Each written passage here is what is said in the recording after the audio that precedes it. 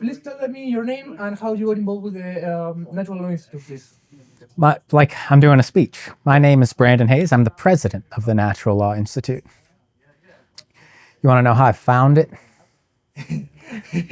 Okay, my bad, sorry. No, it's okay. Yeah, please tell me how you founded it. How I came across the work or how we founded the Institute itself? Both. Okay. I believe I came across propertarianism in 2015. I was working in dogs at the time. I had a breeding and training business. The lead up to the 2016 election wasn't something that sat with my past self. I went, well, why are these people rising to the top of this particular political system, given it's the most prestigious in the world? Meaning we should produce multiple 35-year-olds from multiple states every year that have the capacity to run for the presidency, but we are stuck with geriatrics for some strange reason. So I was on a path to figure out why we are in the position we're in, and now here we are.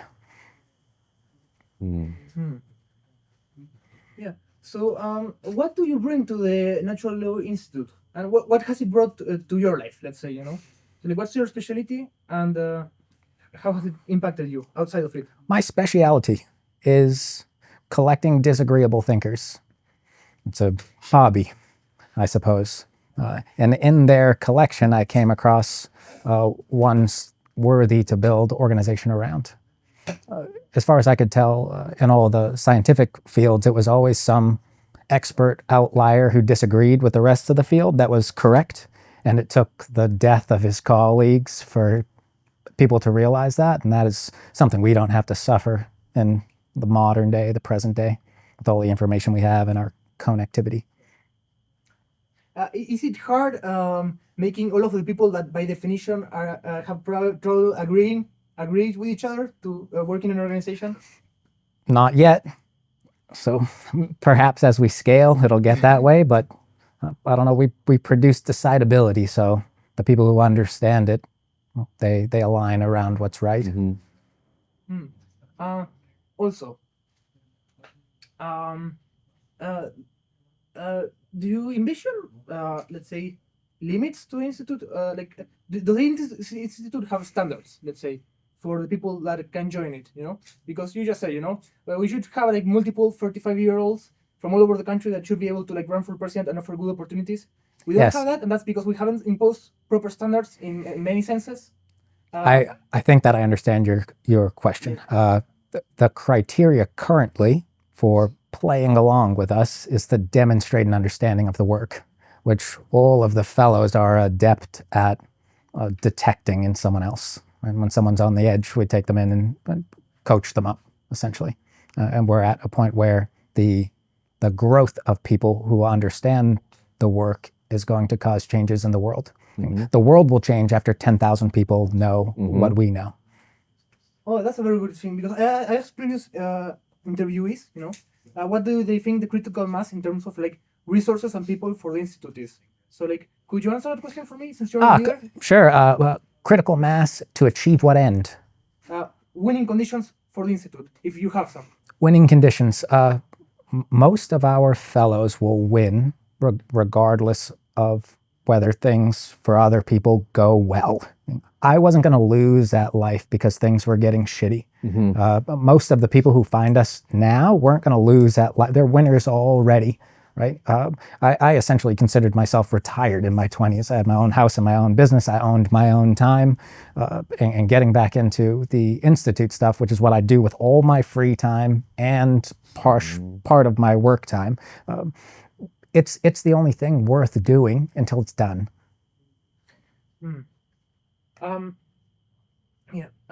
So how has the institute impacted your personal life outside of the institute, positively or negatively? Oh, positively. But in what sense? I have a better understanding of what's going on around me. I can make decisions faster for more people across more domains. I'm more efficacious really everywhere I apply myself. hold on. There's an implication. Association with the Institute has, with the people who have reputations like us, have an associative burden for people, right? Is that what you're, part of what you're getting at? Meaning some people's reputations suffer from being associated with our ideas set? I don't know, that's what I'm asking. That is a possible hang-up for people, but I think we have recently reached not only the external pressure, meaning reality is pressuring people enough, but also the internal consistency and coherence that is not a problem any longer. Yeah. So besides, personal winning conditions for your life, what's the institute winning? What's the winning conditions for the institute? What are the objectives of the institute, and what will you think? Like when what conditions happen, will you think, well, this institute has achieved its goal, to a major degree? Saturation of understanding, right, throughout sentient interaction. Yeah.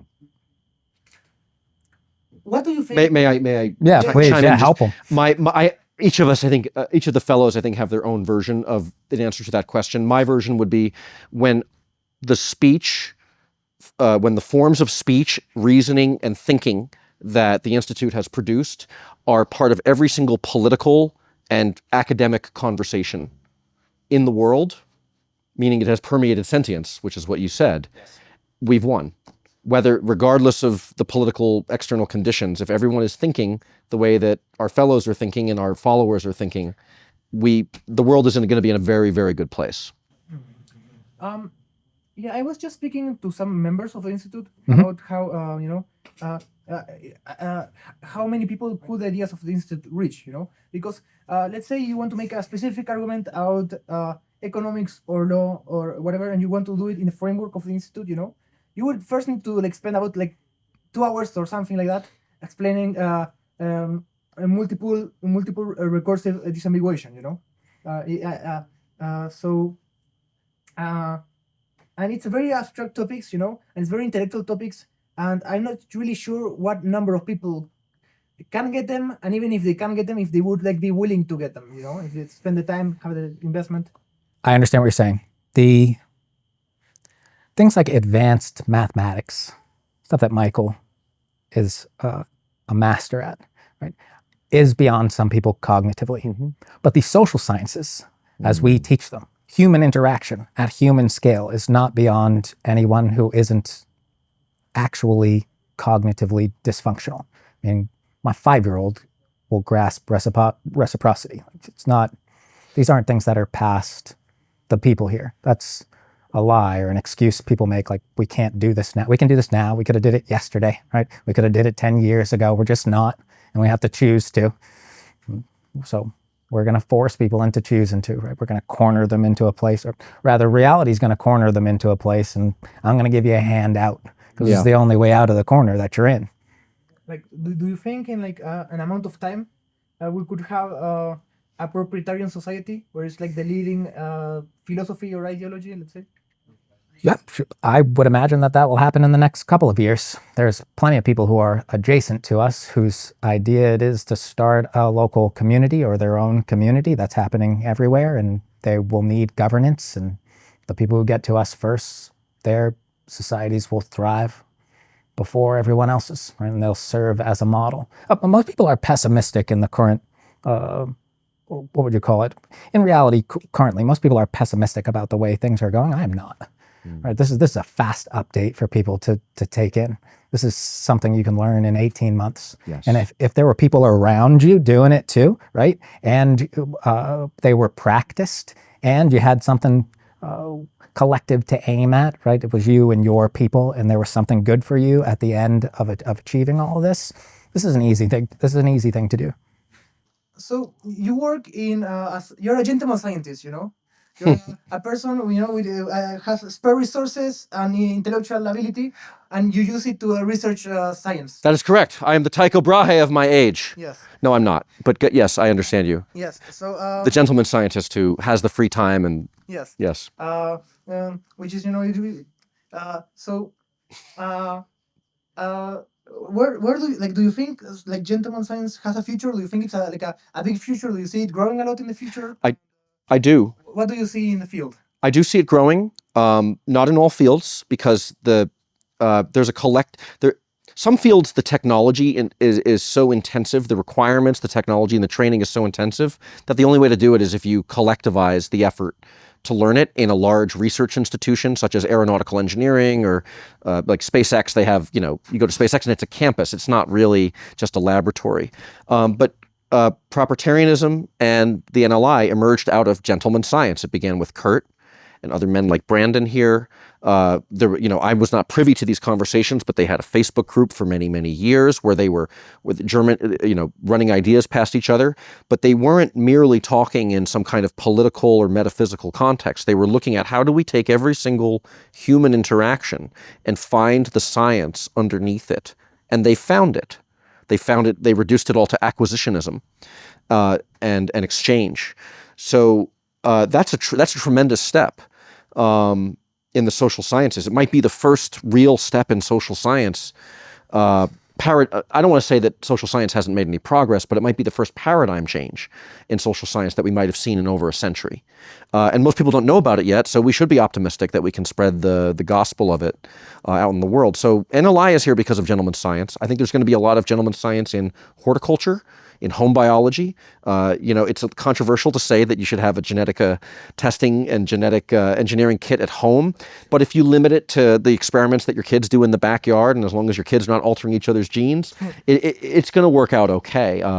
That's something that Freeman Dyson argued for in the case. Also, he made very passionate case that amateur astronomers do the bulk of the work in the outer solar system. We don't really know what's going on in the outer solar system, and it's not lucrative enough for the top research agencies to research the outer solar system. If you're a top physicist, you need to solve the theory of everything. You need to figure out why the galaxies are spinning too slowly or too quickly. So you don't spend much time looking at the exoplanets around Pluto, but an amateur scientist with a telescope right in this backyard can possibly make a discovery tonight.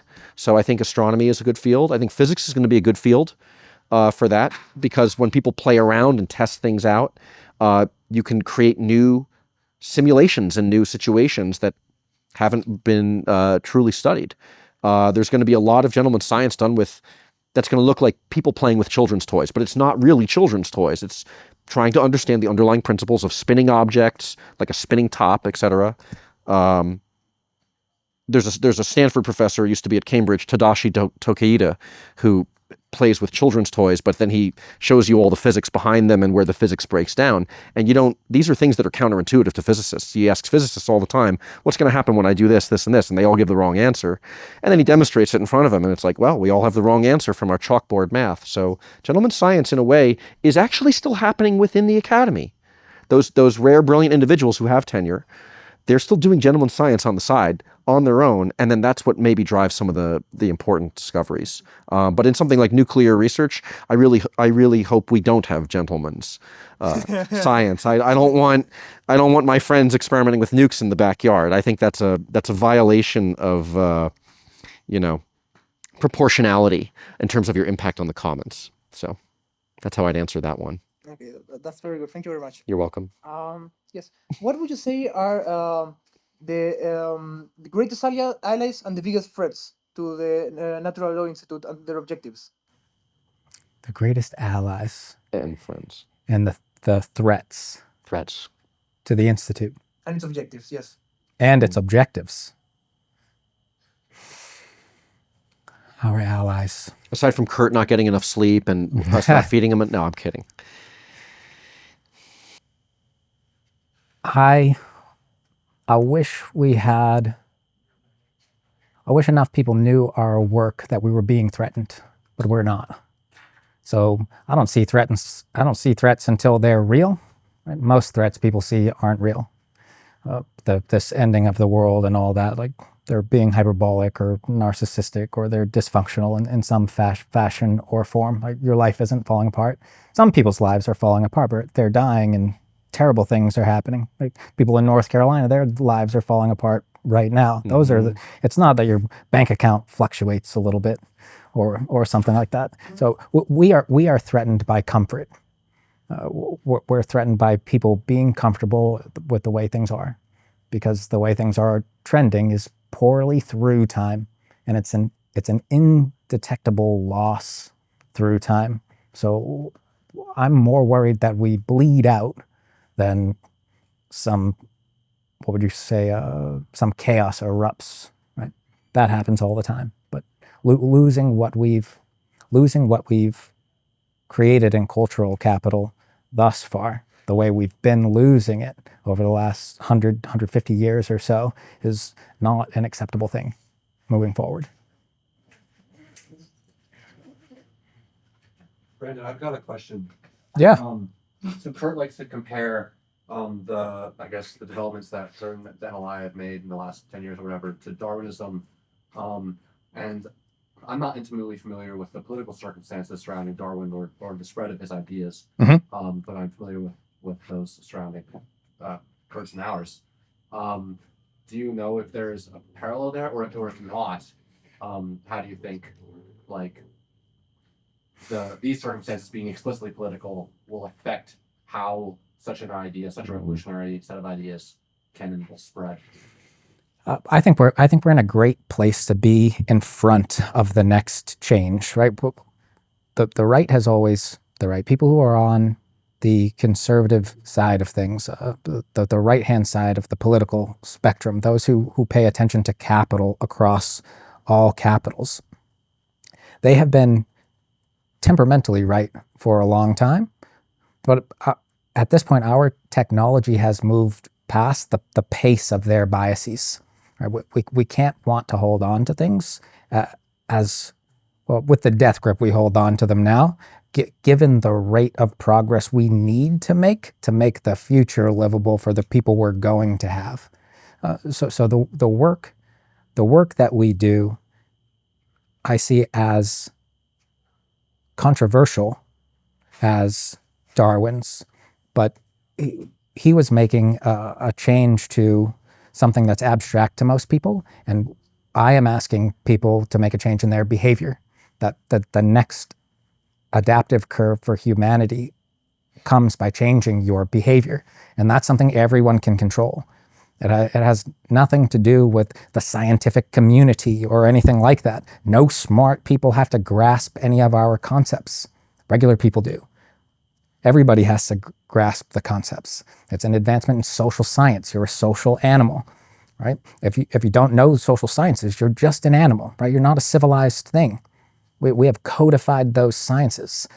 We strictly construct law from those first principles, meaning we won't afford for any interactions that'll harm you or your progeny into the future, because we've done all the calculations to make sure you don't. So I don't have reservations moving forward. A lot of testing science, people have reservations about how it is they're going to present things going forward. We're in the front by a lot. We're correct, and it's we don't have competition, and I'm begging for it. You got a big brain and you want to play? Come and give us some competition, because I am sick of asking the fellows what they think. Right? That's not enough people, not even close. And if it's just going to be, we're going to hold on to these ideas because they afford us to pillage your college students, right, your physics departments, and so on. That's not going to happen on our watch. I'm younger than all those people, and the people that I train are younger still. They're going to walk through your institutions and take everything you have from you. They have the academy now has an option, right? They can change. They can say, sorry, we were wrong. We did these things incorrectly. They can punish the people that need to be punished and then continue on being the academy. In fact, that's preferable as far as I can tell. But they have to want to do that. Yep. They have to want to do that. And we're not people who are going to watch like what happened at Harvard happen at Harvard. You had a woman step down from a leadership position into a cushy job, making six figures, still spreading her ideology around the campus. That's not justice. We're not doing justice anywhere here. That's a travesty. And those are supposed to be our elite, meaning people look up to those people and what they do and how they behave and how they manage, what would you call that? PR blunders, right? They look up to them, right?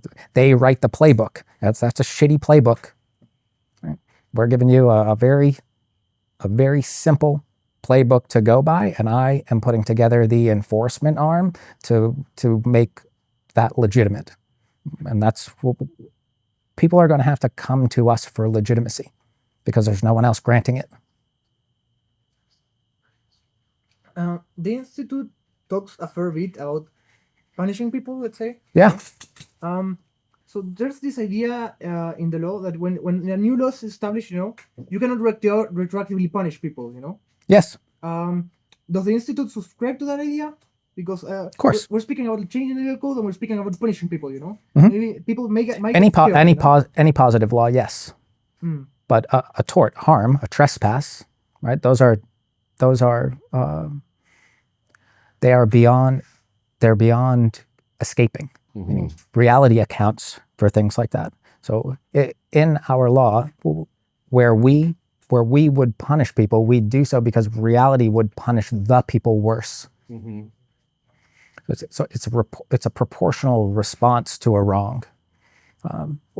We could do. No one would be upset with the amount of punishing that went on under a society that subscribed to natural law, because you punish predators proportionally. We don't punish people harshly enough. Maybe this is one of the places where people get testy with us, but where you are a violent criminal, we don't give you chances, right? To choose to take a life in a violent way, right? If you're on the power end of it, right? You're just a perpetrator harming an innocent victim.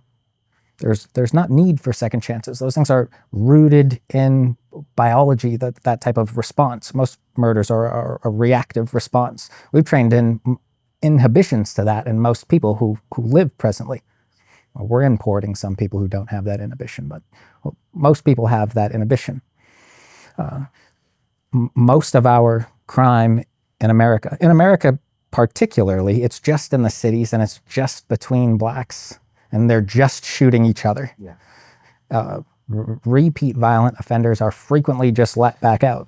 That's all of your offenses. The top fraction of 1% of offenders.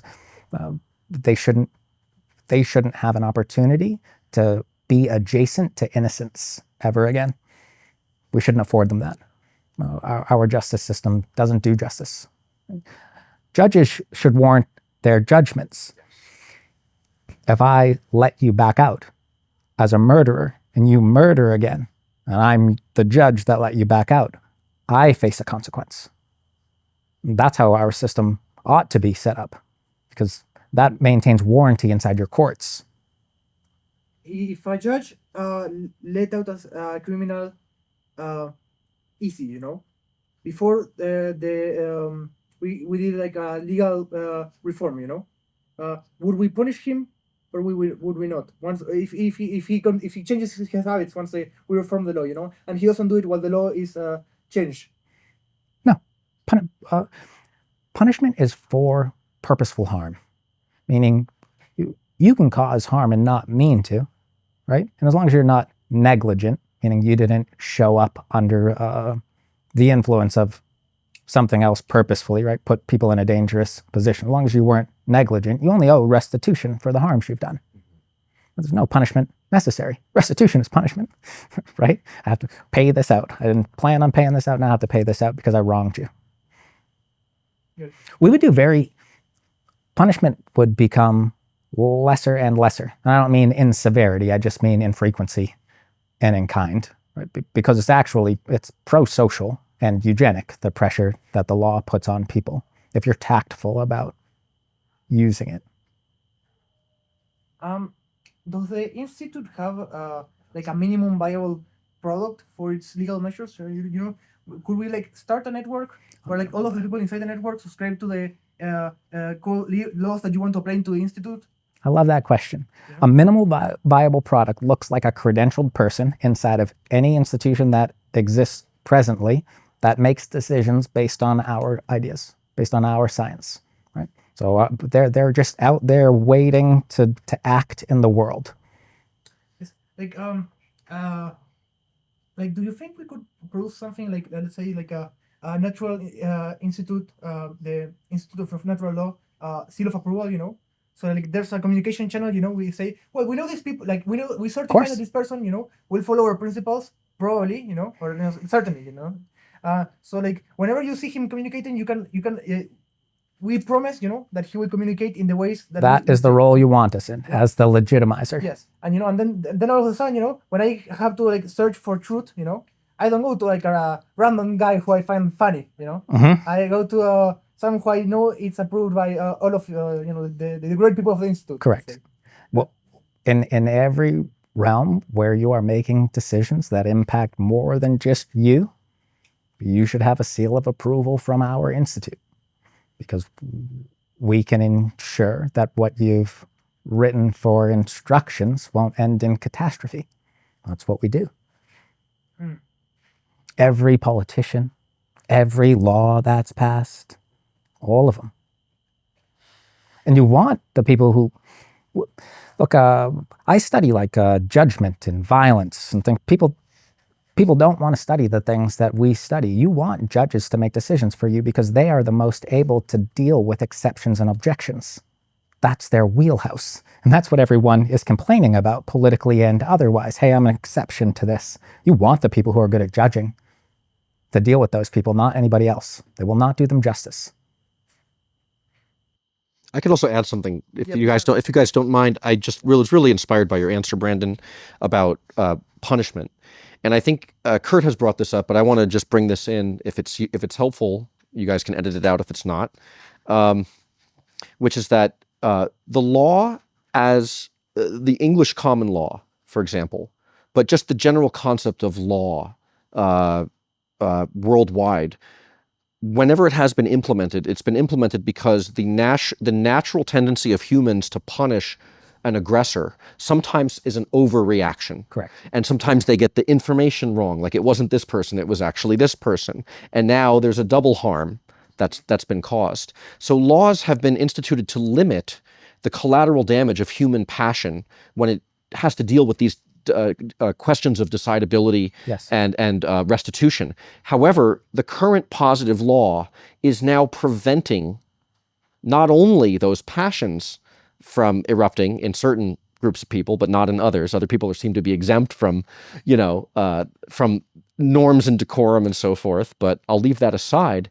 The law is actively obfuscating and obstructing the scientific inquiry and path that is necessary to pursue real justice in not all cases. They don't always get it wrong, but more and more those edge cases, the judgments that are rendered in edge cases across the board at scale are turning up wrong more often. And we live with the externalities in the commons as a result of that. We live with more crime. We live with more cost of living increases, more hellish experiences. So I just wanted to add that when, the punishment's kind of a boogie word and people get really nervous likes when to be punished. No one likes to be punished. I certainly don't. So don't get any ideas. But It's discipline for adults, though. it's discipline for adults. And punishment is we're all being punished by the failure of our Badly. system. We're Much being worse. badly punished. So it's really about proportional punishment. Yes. And I think that's like a really important part of what the Institute is providing. Well, right now, they use the laws to they use disproportionate punishment to scare people away from doing things because they're not going to catch everyone, right? But we push decidability down and power down. So more people will be caught. So you need more decidability with what we're doing. It's necessary. We're giving people the tools to not escalate to the courts. Too many things go to court currently, and they go way too high in the courts when they go to the courts. Like way too many things go to the Supreme Court. So we are streamlining. We are streamlining our law because our people need to be decidable on the ground to deal with the catastrophic situation we have on the ground here in America, at least. What is there a particular point in time and space where you would say the institute values were close to being we're the closest to being represented, So the court made this argument, that before in America, early America, you would have full free speech, Sure. but you will also have dueling, which is not perfect, but it helps keep people truthful. You know? Most likely, like the Victorian era, give or take, when people were peak society, right? At least for the Anglos. But I wouldn't trade places. Yeah. Right? I like what we have. We have a set of technologies now that humanity can look just like a grateful species moving forward. Look at all this stuff. Look at what we've done. Look at all the things we've created. Look at what we can pursue if we'd like to. So it's the fact that we're still in some internal conflict here on this planet that we reside on together is ridiculous for this day and age. And it's being caused purposefully. I mean that. The globe is a big place. Like, people are being sent around, right, to create trouble. We can stop that from happening. Do you think there's any like particular figures, you know, like important, like public figures that would you think if the institute gained popularity and its ideas spread around, could be like easy recruits, you know, or something along those lines, like you know, like Trumpism, like got Elon Musk recently, very involved in their project. Either anything like do you think there's someone you know that if he learned about what we're doing, would be interested, and that would help us out also? You were asking if there are any current politicians that would, or a businessman, important businessman. Certainly not Hollywood celebrities, you know. Pick them, the important ones. If they're actually going to take if they're actually going to take the work seriously and understand it, I'll take anyone that is around who has assets. I'd advise Trump in a heartbeat. Yeah, what would you say are some of like the easiest fruits to pick for the institute in the following years? You know, some of the easiest institutions to capture, you know, or some of the easiest changes to make. Like, could we have a proprietarian Twitter space grow be bigger than? This is a good question. Yeah. I commonly say that we have to win everywhere at once and at the same time. So it's a kind of cheap way to answer your question, but I would like to capture families and education first. Like, pull your children away from people who aren't you and raise them. Raising a child is a minimal competence for a set of humans. Like setting a bone, right, is something everyone should know. Raising a child to 12 is something you should. Your child can be beyond you at 12, but hardly before that, unless there's something that everyone around you will detect too, right? So I want people to ground themselves in being people, because grounding themselves in everything else harms them. Or anything else. Any and everything else with these current day people. So, we speak about European evolutionary strategy here at the Institute, you know? Yes. That's kind of, there certainly is an European evolutionary strategy, but it's kind of unspecific, you know, because, you know, like, Southern Europeans, you know, Northern Europeans, they kind of work differently in many important ways.